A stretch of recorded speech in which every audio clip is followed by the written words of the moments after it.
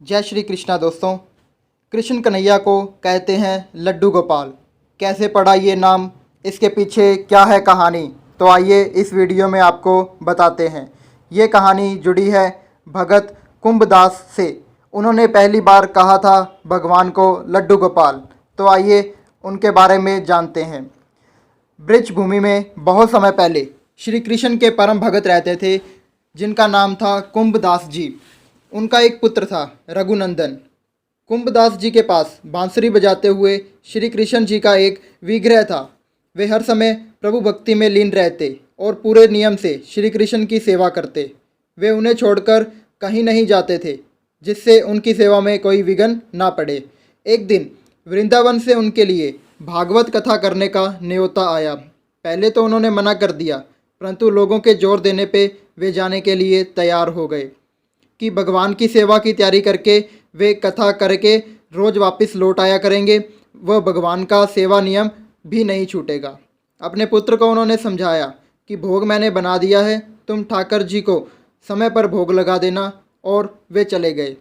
रघुनंदन ने भोजन की थाली ठाकुर जी के सामने रखी और सरल मन से आग्रह किया कि ठाकुर जी आओ भोग लगाओ। उसके बाल मन में यह छवि थी कि वे आकर अपने हाथों से भोजन करेंगे जैसे हम खाते हैं। उसने बार बार आग्रह किया, लेकिन भोजन तो वैसा ही रखा था।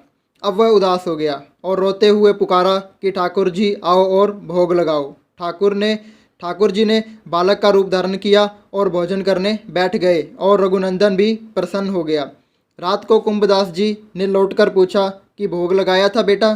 तो रघुनंदन ने कहा, हाँ जी। उन्होंने प्रसाद मांगा तो पुत्र ने कहा कि ठाकुर जी ने तो सारा भोजन खा लिया। उन्होंने सोचा बच्चे को भूख लगी होगी तो उसने ही खुद खा लिया होगा।